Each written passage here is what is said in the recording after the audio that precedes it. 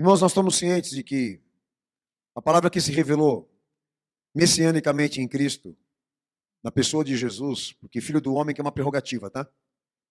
Quando Jesus ele fala filho do homem, ele está exatamente invocando essa prerrogativa do corpo que ele assumiu, da forma humana que ele assumiu para cumprir a vontade de Deus e a vontade redentiva. Não quer dizer que ele é filho de um homem, mas quer dizer isso, que o verbo se encarnou, ou seja, o verbo, a ação de Deus, Deus em pessoa tomou forma humana e absoluta para servir propósitos que estão acima de nós.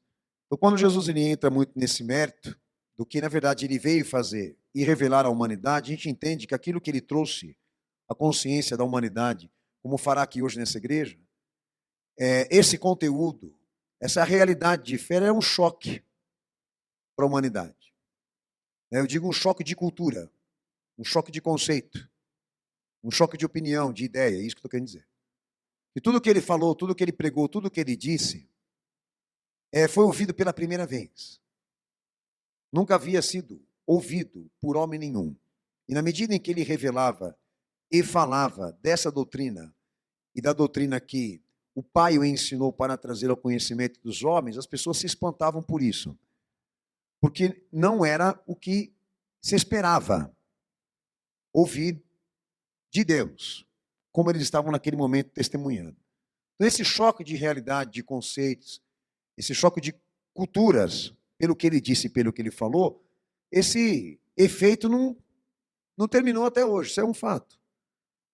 Tanto que já se cogita de que a Bíblia ela seja revisada e aí certas coisas que estão ditas e registradas do que ele falou não possam mais ser ensinadas nessa visão contemporânea das coisas. Isso já está em discussão, já se possibilita um regime até de controle de conteúdos que venham ser ditos e falados dentro da igreja, a gente vem pesquisando e denunciando isso. Então, o que eu quero dizer é que mesmo ele ausente, ele continua incomodando o sistema e, obviamente, a sociedade atual. Porque o que ele fala é original, o que ele fala não é daqui, e o que ele fala não colabora para que este mundo realmente seja um mundo governado por homens e por um sistema humano. Porque ele requer governo e reino, e um governo e reino que prevaleça princípios que estão acima de nós, acima de todo homem e da capacidade do homem entender. Porque foi o que, na verdade, ele veio reivindicar redentivamente. Notem, os irmãos, que o texto que o Senhor me pediu para tratar hoje aqui registra esse momento do Senhor anunciando a redenção aos judeus e ali as autoridades judaicas confusas exatamente no que diz respeito ao que ele dizia. Quando o Senhor ele entra no tema de que havia ali entre Israel, como também toda a humanidade, certo escravo e certa forma de escravização. E ali, naquele momento, o Senhor tentando trazer ao conhecimento dos homens de que escravo ou escravidão que ele se referia, automaticamente, de imediato, aqueles homens já se revoltaram. E por que eles se revoltaram? Porque eles não tinham a compreensão, o entendimento do que, na verdade, Deus veio fazer aqui. Eu digo, eles não tinham entendimento e compreensão, como também não tinham interesse. Que também é um detalhe que a gente tem que entender da ignorância que está ali emoldurada em Israel. Como também toda a humanidade. E esse primeiro detalhe, do escravo que nós somos e não conseguimos enxergar. Porque Jesus ele traz o verdadeiro conceito do escravo que ele veio libertar. Mas uma forma de escravização ou escravidão que os homens não querem identificar, que eles não querem assumir, que estão debaixo desse jugo, que é o caso deles aqui. A ignorância, irmãos, que estava lá entre eles não é diferente dos nossos dias, tá?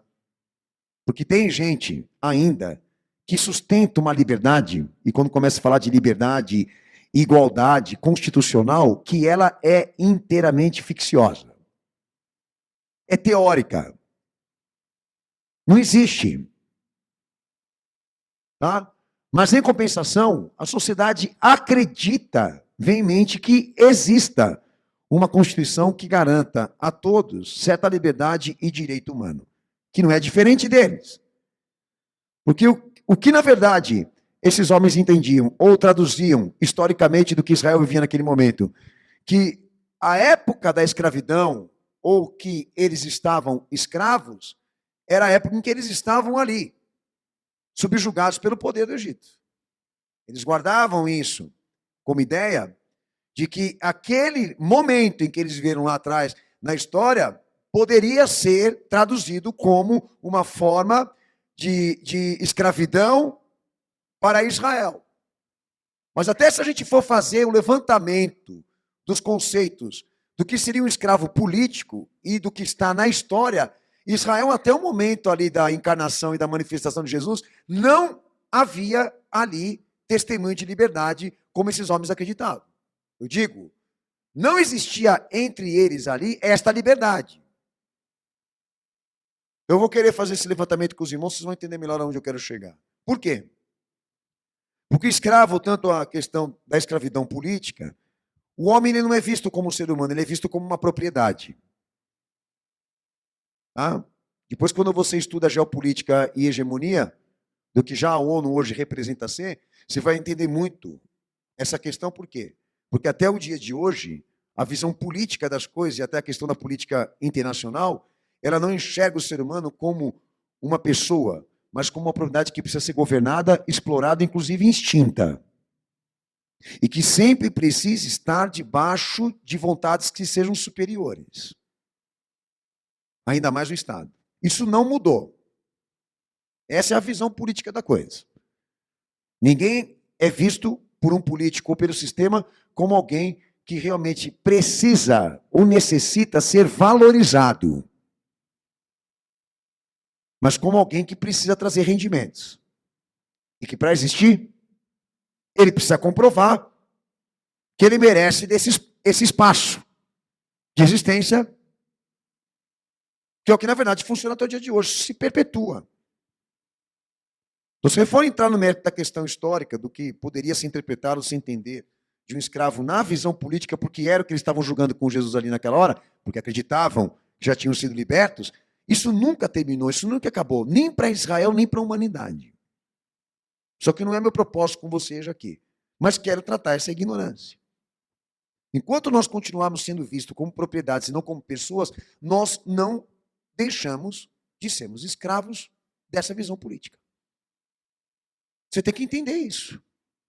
Que se para existir e ter valorização, você precisa render, pronto, meu filho, ninguém te vê mais como um ser humano, mas uma moeda de troca. E a pergunta que eu faço aqui é essa: que vida e que mundo que é esse? Quando eu gravei o DVD Era Digital, isso ficou muito explícito para mim ali. A forma como hoje a ONU trata a Quarta Revolução, como ela trata também a questão tecnocrática do que vai acontecer, do que diz respeito à humanidade, usando e tentando até tirar mesmo proveito das questões caóticas desse mundo para gerar mais poder ainda para aqueles que governam. Porque na medida em que eles se prontificam a querer resolver as coisas do mundo, aumentando o poder deles e gerando mais ainda poder para aqueles que estão acima, que estão no governo, que são superiores, nós não podemos dizer que gozamos de uma liberdade aqui. Porque estamos submetidos a autoridades. Porque estamos submetidos a forças superiores que não se trata nem de mim e nem de você. Por isso que eles colocaram lá nos Estados Unidos a ideia de Deus é pátria, Deus é nação. Não, Deus não é pátria e nação porcaria nenhuma. Isso é uma mentira forjada e política. Porque eles precisam realmente fazer as pessoas confiar nisso. De que devem estar sujeitas a superiores ou autoridades políticas e aceitarem isso, a sujeição, a subordinação, e passarem a serem tratadas como propriedades, não como pessoas. Cada homem, politicamente falando, cada homem deveria ter o seu castelo e ser o seu reino. Se igualdade e liberdade existisse. Ok? Mas pacificaram a gente e educaram a gente de maneira errada. O senhor está querendo desmerecer política, pastor? Óbvio. Porque para manter essa estabilidade e essa estrutura urbanizada, a gente vai ter que vender consciência e alma, para não falar vender a alma. Consciência, vida e alma. Vale a pena isso? Mas é como a sociedade está sendo arrastada agora. A acreditar que esses homens estão representando Deus nos seus atos, nas suas atitudes. E se a gente for tratar isso historicamente, vem muita sujeira, vem muita lama. Mas esse conceito de uma escravidão e escravo político, além do homem ser visto como uma propriedade, há também este interesse de que essa perspectiva se enraize dentro de uma estrutura social e também econômica.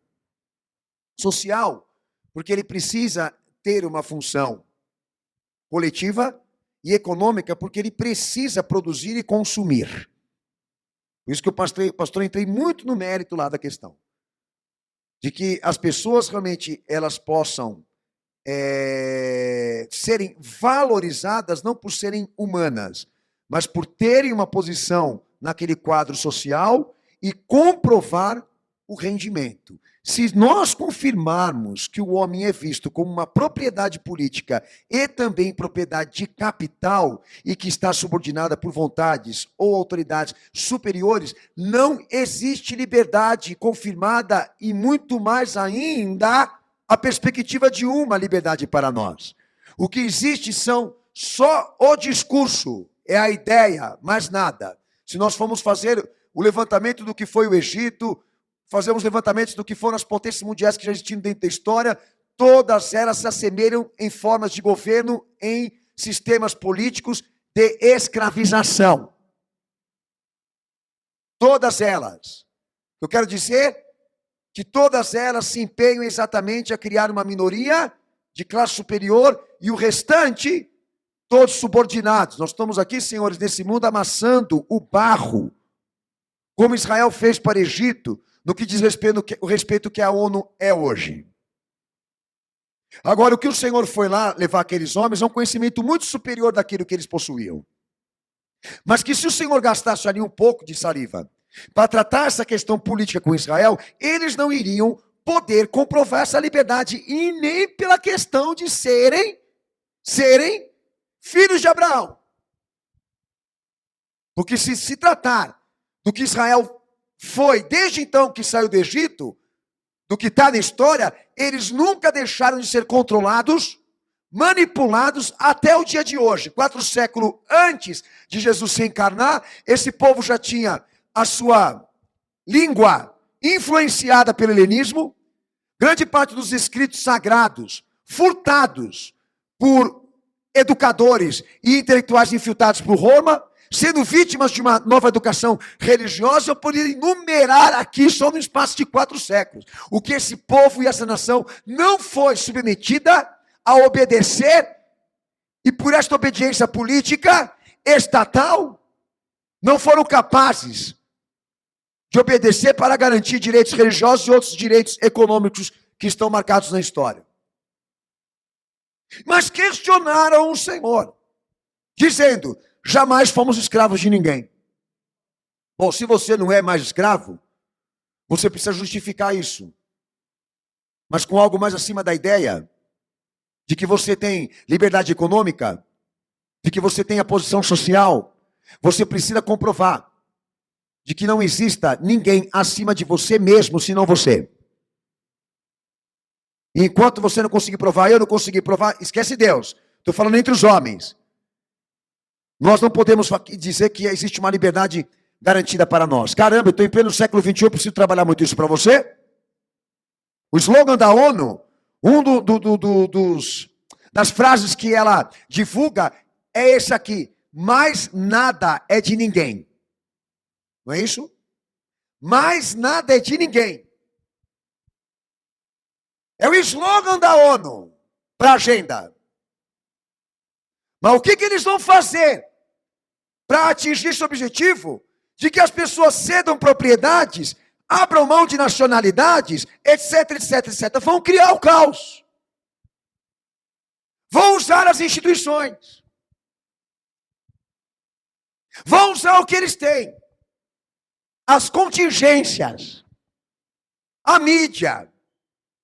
Os políticos. Como fizeram na pandemia. Porque tudo o que aconteceu não foi averiguado, quem foi lesado não foi ressarcido, ficou tudo por isso mesmo, e a sociedade continua caminhando para frente no pão e no circo. E com o mesmo cenário, com nações sendo exploradas, com as suas riquezas sendo arrancadas, e dentre tantas outras coisas, que eu poderia mencionar, inclusive isso, com o poder internacional interferindo em cada presidente que tem que ser eleito em cada país. Então, como nós não somos escravos? Tua linguagem é uma influência. Tua consciência é programada. Como que você não é um escravo? Que é o que, na verdade, deveria funcionar para eles naquele dia, naquele momento em que Jesus tratava desse assunto. Eles acreditaram que realmente o único tempo, ou espaço do tempo que Israel realmente teve debaixo de uma situação como essa, foi aquela. Então há um interesse de que realmente a gente possa trabalhar isso aqui hoje, sim. Antes de eu entrar no mérito teológico, eu vejo o interesse de que você realmente tenha esse julgamento correto e certo. De não mais aceitar que as pessoas te enxerguem e te vejam como uma propriedade. E sim como uma pessoa humana. Cujo valor é a existência, não o que produz, não o que oferece. Mas o que é, caramba? Que vida que é essa? Com o mesmo detalhe que eles usam para julgar a questão do aborto. Quando entendem que é justificável sacrificar uma vida para manter a outra. E sou muito burro para ficar discutindo uma coisa óbvia como essa. Que o direito de uma não pode sacrificar o direito da outra. Arranja uma solução para isso. Você não pode matar uma para deixar a outra viver. Porque não se trata de um bandido, mas de uma vida que foi concebida. Não, mas nós vamos ficar discutindo isso com razões políticas. Então vão tudo para o inferno. Porque eu não vou perder meu tempo com vocês. Eu que deveria falar como político, tá? Não estou falando isso para você. Vão tudo para o inferno e que os diabos nos carreguem. Em nome do Pai, do Filho e do Espírito Santo, eu ainda falo isso. Porque vocês ficam discutindo uma questão óbvia. Já que para enxergar o homem como uma pessoa humana, diga para o Estado, defenda as suas mulheres. Diga para o Estado, defenda os fracos e garante a estabilidade daqueles que não têm força. E garanta a eles a segurança. Ao invés de vocês deixarem de cumprir o vosso papel como político e querer arrumar uma desordem social, moral, criando pequenas leis ou outras leis que sacrifiquem princípios básicos da vida e da existência. Mas eles não estão com nenhum interesse de querer arrumar essa bagaça. Eles só querem gerar mais ainda razões para continuar avançando para o poder. Entende? É um esquema. Mas não é meu propósito de explicar hoje aqui ideologia e política. Mas seja como for, eu quero deixar uma coisa clara para você. Que o que eu vou pregar ainda hoje, talvez você diga, eu não me encaixo. E quem sou eu que vou discutir com você? Mas eu quis falar isso aqui primeiro, porque isso aqui eu provo para você que você é um. Você é um escravo político. Você é um escravo cultural. Porque você é programado e influenciável para dizer nós somos. Eu não sei qual é o meu nível. O meu nível de dependência disso, mas sei que existem pessoas aqui hoje nesse culto que você tem tarefas e obrigações de quando sair por aquela porta, se apresentar àqueles que estão lá, dentro de um quadro, dentro de um perfil, ajustado com a tua época, ajustado com este mundo atual. Você não gosta de contrariar essas versões, você não gosta de contrariar estas ideias e ser original. Porque eu sou de uma época que ser cristão, andar com a Bíblia debaixo do braço, apanhar na rua, não era moda. Mas hoje é moda, por isso que todo mundo fala que é evangélico.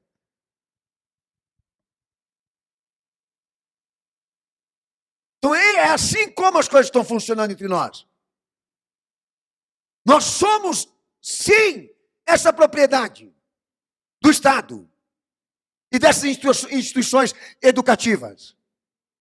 Nós estamos sim dentro de uma moldura social e econômica com obrigações e tarefas para corresponder e produzir com coisas que nem para a vida são essenciais. Muito mais ainda para a questão da fé. Mas a gente continua escravo ali, na dependência dessa escravidão. De querer comprovar, de querer provar para os outros o que nós não temos obrigação. Todo mundo aqui vai votar, mas sabe que aquela porcaria não funciona, mas vai mesmo assim. Todo mundo sabe aqui que aquilo é um sistema controlado, mas tem que ir mesmo assim. Porque a lei diz, seja um idiota. Porque não adianta, que eles não vão conseguir dar 100% de confiança para nós que aquilo ali funciona. Porque está sendo controlado pelos mesmos que estão no cenário do comprometimento. Então veja bem, só estou dando para vocês aqui, eu sempre falo que quando eu me voltar para interpretar esse mundo, eu não sou revolucionário, eu só estou querendo dizer o seguinte, o mundo é corrupção. E o homem é um potencial de corrupção. E enquanto haver corrupção, não há liberdade. Não existem liberdades, nós só estamos dentro de um cenário cínico e de ficção. Que eu gostaria muito que você hoje aqui nesse culto não pensasse dessa forma. Se não der certo aqui dentro, com Cristo, vai dar certo lá fora. Mentira! Mentira! Você não é original! Você não é natural! Você e eu somos um produto da modernidade, sim! Vestimos, comemos, andamos, falamos, temos comportamentos programados. A minha preocupação com isso é que não atinja a moral, a espiritualidade e a fé, mas eu vejo isso no meu cotidiano. Eu assisto essa minha luta de não entrar nesse enquadro de perfil. Aí você entra aqui, quer dizer para ele que você não é escravo? Sujeito submetido a políticos? Como não? Como não? Como a gente vai ter essa decência de querer comprovar a ele que não existe escravidão aqui entre nós e que há liberdade e igualdade, sabendo que filhos e mais filhos e mais filhos de famílias foram arrancados dos seus lares para ir lá travar uma luta e uma guerra em defesa de um país que não existe, de uma pátria que não existe, e para comprovar isso agora, está no colo de uma única instituição. Eu estou falando de geopolítica e hegemonia da ONU, tá? Como será que vai ser o sentimento dos americanos quando descobrirem que eles capitalizaram um sistema, ao invés disso, de garantir uma pátria quando tudo acontecer? Quando a tomada do poder chegar, né? Quantas famílias não vão ter esse pensamento? Lutamos para quê? Nos sacrificamos para quê? Mais nada é nosso, tudo agora é deles. E ainda vamos receber um salário do Estado, que é o futuro da ONU. E vamos ser todos financiados pelo Estado. Ninguém vai mais precisar trabalhar porque as máquinas vão assumir o poder. E aí vem a desgraça total. A obra final de toda mentira que está nesse mundo aqui. Mas essa era a ignorância que estava entre eles. Eles já estavam lá falando numa língua diferente, influenciada pelo helenismo, já estavam educacionalmente e religiosamente controlados, já submetidos a uma força que não era Israel, era Roma, principalmente sendo governados por chefes israelenses que metade eram judeus e eram outra coisa, e eram financiados pelo governo da época romano, pelo governo helenista. Mas quer dar uma de bonitão aqui na frente do próprio Deus e dizer o seguinte: olha, nós não somos mais escravos porque nós temos certa liberdade econômica, certa liberdade social, prestamos cultos, temos o nosso templo reformado.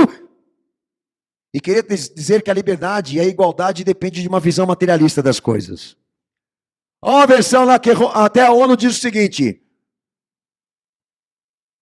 a vantagem que corrompe e escraviza a humanidade é o materialismo. E nunca foi diferente. Agora, se a pregação de hoje vai se direcionar da parte do Senhor para você e para mim, com essa propriedade de entender o que ele veio libertar ou garantir como liberdade, vamos começar a assumir as esferas dessa libertação, começando por essa questão. E já entender e compreender que a tua posição agora já é mesmo de um comprometimento sério, de estar sujeito a essas leis, a essas regras, de comparecer nesta versão de homem moderno, homem rentável, homem social. Você já está numa condição escrava. E é o que vai acontecer lá na frente quando a ONU tomar o poder. Os homens vão ser capazes de vender a alma, como estão vendendo agora a consciência, somente por uma questão de liberdade econômica e social. É o que está acontecendo agora, pô. Basta bater o pé que todo mundo obedece. Ninguém pode contrariar mais, ninguém pode mais falar contra, ninguém pode mais isso, pode mais aquilo, porque qualquer um que fizer contrário ao que eles querem implantar na humanidade como educação, vai ser perseguido, vai ser odiado. É o politicamente correto. A igreja entendeu aqui? A definição desse escravo político é que ele é visto como uma propriedade de uma autoridade estatal e que esteja dentro de uma raiz social e econômica de produção e subordinação de interesses que são políticos e industriais.